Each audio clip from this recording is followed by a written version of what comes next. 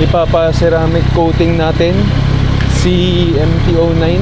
Since member ako ng Royal Moto Club, may libre kasi kaming ceramic coating, and ang gagawin is libre din ang towing. Since busy ako, ipapatow natin yung pinaka-unit. Kuya, gusto niya sa loading bay para mataas na? Dito ka. Ayan, sir. Wala. Permesa. Ha? Kapag may problema, may emergency, 24 hours pwede mong tawagin. Sir, sige pa. Sige po, thank you, thank you. Alam ko muna pa sabunan. Okay, sige po. Kahit may compressor ba kayo para lang sa tubig. Lalo huwag mo nang sasabunin.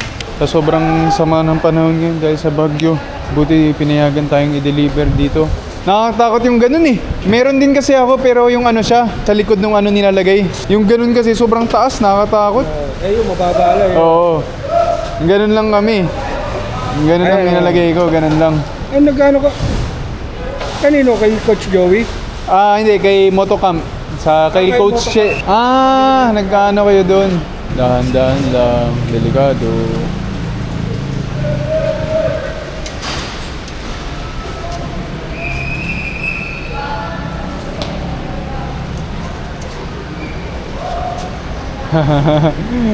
Takot talaga.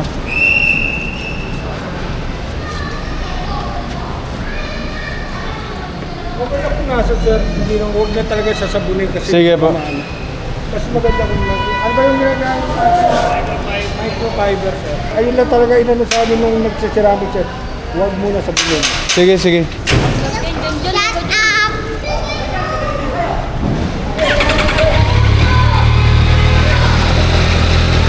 Paalis na dito ng Monday, tapos ngayon Thursday binalik na nila. Ngayon lang natin pinapainit ulit.